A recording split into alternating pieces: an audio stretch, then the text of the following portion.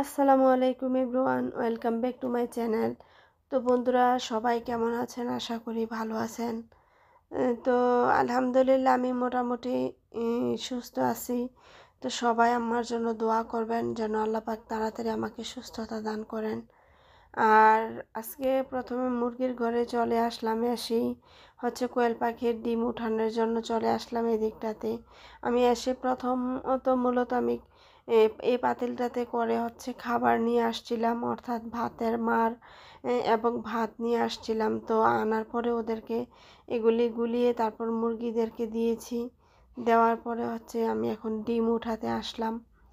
তো গতকালকে না, আজ দুদিন হলো আমি কোয়েল পাখির ডিম উঠাই না। তো ভাবলাম যে আজকে যেহেতু আসছি তো উঠিয়ে নিয়ে যাই। আসলে এখন ছাদের উপরে আসতেও আমার ভয় লাগে, কারণ এখন অনেক বেশি কষ্ট হয়, তাই উঠতে ভয় লাগে। কিন্তু এমনিতে মনটা পড়ে থাকে কখন আসবো, তারপর কখন কি করব, ওদেরকে খাবার দেবো, দেখবো। তো এইগুলি মনে হয়, কিন্তু আমার অসুস্থতার কারণে বা এখন এই জন্য আমার ছাদে আসতে ইচ্ছে করে না।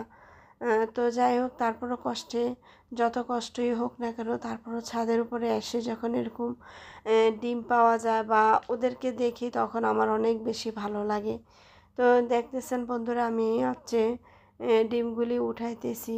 তো আর গুনতেছি, মানে একটা একটা গুনে গুনে তারপর ডিমগুলি উঠাইতেছি, কারণ আজকে রানিং 3 দিনের দিনে ডিম উঠাতে আসছি। তো আমি আসলে কিছু কথা না বললে নয়। এখানে যে আমি কোয়েল পাখি লালন পালন করতেছি, আগে তেমন একটা হিসাবপত্র কোনো কিছুই করতাম না, এনে খাওয়াতাম ওদেরকে। তো আমার আসলে এখন ওদেরকে যেই মানে করতেছি, খাবারগুলি দিতেছি, ওই খাবারগুলির জন্য আমার আলাদা কোনো টাকা আমার গায়ের থেকে দেওয়া লাগে না বন্ধুরা। ওদের ডিম বিক্রি করা টাকা দিয়ে ওদেরকে খাবার এনে দিতে পারছি বা পারি, এটা আলহামদুলিল্লাহ। তো আপনারা জানেন বিগত দিনগুলোতে আমার অনেক বেশি মুরগিগুলি মারা গেল, মানে যেইগুলি আমার মুরগিগুলি অনেক লস হয়েছে আর কি। লালন পালন করে সময় ব্যয় দিয়েছি, তারপর অনেক কষ্ট করেছি, তাও আমার মুরগিগুলি আমি বাঁচিয়ে রাখতে পারি নাই। অনেক টাকার মুরগি আমার লস হয়ে গেল। তো অবশেষে আসলে এটাই বলতে চাই, লস লাভ এটা হিসাব করে তো আর পশু পাখি বা যে কোনো জিনিসের কাজটা করা যায় না। দেখা গেছে সব ক্ষেত্রে লস আর লাভ এটা বিস্তারিলে হবে না, লস হবে তারপর লাভ হবে। তো আমি আসলে ধৈর্য ধরে এভাবে আছি এখনও, তো যার কারণে এখন পর্যন্ত আমি আমার 3টি কোয়েল পাখি থেকে আলহামদুলিল্লাহ আমার এখন যে কোয়েল পাখিগুলি আছে, তো এগুলি থেকে আমি এখন যে আলহামদুলিল্লাহ ডিম পাচ্ছি বা বাজারে ডিম বিক্রি করতেছি বা আশেপাশের মানুষ নিচ্ছে। তো আমি আলহামদুলিল্লাহ ওদেরকে তো আর আমার গায়ের থেকে খাবারের বস্তা টাকা দিতে হয় না, খাবারের বস্তা কেনার জন্য টাকা দিতে হয় না, এটাই মেন কথা। তো ওদের ডিম বিক্রি করার টাকা দিয়ে যেহেতু আমি ওদের জন্য বস্তা কিনে নিয়ে আসতে পারি, তো যার কারণে একটু স্বস্তি মনের ভিতরে।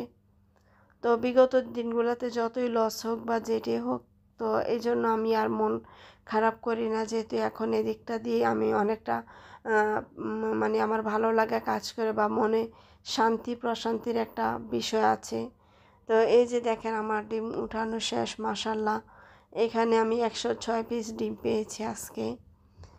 তো যাই হোক, আলহামদুলিল্লাহ, আপনারা সবাই মাশাল্লাহ বলবেন এবং খুবই ভালো লেগেছে। আর বন্ধুরা, হয়তোবা আমার কণ্ঠ শুনে আপনাদের তেমন একটা ভালো লাগবে না, হয়তোবা আমার কথাগুলি তেমন ভালোভাবে বুঝতে পারতেছেন না। তো আশা করি আপনারা খুব ধৈর্য সহকারে কথাগুলি শুনবেন এবং বোঝার চেষ্টা করবেন, আর আমার জন্য দোয়া করবেন। তো এই দিকটাতে ডিম উঠানো শেষ, পরে ছাদ বাগানের এই দিকটাতে চলে আসলাম। আর এসেই দেখেন আমার এই ফুল গাছে কি সুন্দর ফুল ফুটে আছে। তো আপনারা দেখেছেন ইতিমধ্যে আমি একটা শর্ট ভিডিও ছেড়েছি, এই ফুলের চা খেয়েছি। আর এই ফুলের চাটা নাকি স্কিনের জন্য অনেক বেশি ভালো, তো যার কারণে আমি এই চাটা বানিয়ে খেয়েছি। আবারও আজকে এসে দেখি অনেকগুলা ফুল ফুটে আছে, দেখে খুবই ভালো লাগলো। গতকালকে আমি অনেকগুলোই ফুল মানে ছিঁড়ে নিয়ে গিয়েছি, নিয়ে তারপর চা বানিয়েছি। আজকে এসে আবারও এই ফুলগুলি ফুটে আছে, তো আলহামদুলিল্লাহ দেখে খুবই সুন্দর লাগতেছে বন্ধুরা। আর এদিকে যে মরিচ গাছে মরিচ ধরে আছে, তো আমি হচ্ছে এই যে মরিচগুলি আজকে পেরে ফেলতেছি। তো এই মরিচগুলি না অনেক সুস্বাদু খেতে, তবে গাছটা একটু কেমন যে হয়ে গিয়েছে, আপনারা দেখতেছেন গাছের পাতাগুলি হলুদ হয়ে গিয়েছে। তো এখন কি করব আমি বুঝতে পারতেছি না বন্ধুরা, আপনাদের জানা থাকলে বলবেন। আর মরিচের গুঁড়াটা অনেক বেশি নরম, কেন জানি না, পারতে গেছি যখন অনেক বেশি নরম লাগতেছিল আর কি মরিচের গুঁড়াটা। তো আলহামদুলিল্লাহ এই মরিচগুলি খেতে খুবই সুস্বাদু। তো জানি না এখন হয়তো অনেক বেশি বৃষ্টি হচ্ছে, তো যার কারণে মানে আমি বুঝতে পারতেছি না কি মরিচ গাছের গোড়া পানি আটকে আছে কি না ভিতরে, তা বুঝতে পারতেছি না। তাও এগুলি আমি ছিঁড়ে নিয়েছি। আলহামদুলিল্লাহ যাই পেয়েছি খুব ভালো। আমার হাতে একেবারে এক মুঠো মরিচ হয়েছে আলহামদুলিল্লাহ। তো দেখেন মরিচ গাছটাকে কি করব বন্ধুরা, আপনারাই বলে দিয়েন, কারণ গাছের পাতাগুলি হলুদ হয়ে যাচ্ছে। তো এই সবগুলি মরিচ হচ্ছে আমি এখন রেখে দেব, যেখানে আমি ডিম রেখেছি ওখানে নিয়ে যাচ্ছি। তো বন্ধুরা আজকের ভিডিওটা আপনাদের কাছে কেমন লাগলো অবশ্যই আপনারা কমেন্টের মাধ্যমে জানাবেন। আর যদি আমার ভিডিও আপনাদের ভালো লাগে অবশ্যই সাবস্ক্রাইব করে আপনারা আমার পাশে থাকবেন। যারা নতুন আছেন তাদেরকে সাবস্ক্রাইব করার জন্য অনুরোধ জানাচ্ছি। আর কি বলবো, অবশ্যই আপনারা আমার জন্য দোয়া করবেন। অবশেষে এতটুকুই বলতে চাই, যেহেতু আমি শারীরিকভাবে অনেক বেশি অসুস্থ। আপনারা অবশ্যই আমার কণ্ঠ শুনে আপনারা বুঝতে পারতেছেন যে আমি অনেকটা অসুস্থ। তো যেহেতু আমার ঠান্ডি জ্বর কাশ এগুলি অনেক কঠিনভাবে ধরেছে আর কি। তো যাই হোক, সবাই ভালো থাকবেন, সবার জন্য দোয়া কামনা করি এবং সবাই আমার জন্য দোয়া করবেন। এতটুকুই বিদায় নিলাম আপনাদের কাছে আজকে, এখানেই শেষ করে দিচ্ছি ভিডিওটা। আল্লাহ হাফেজ, আসসালামু আলাইকুম।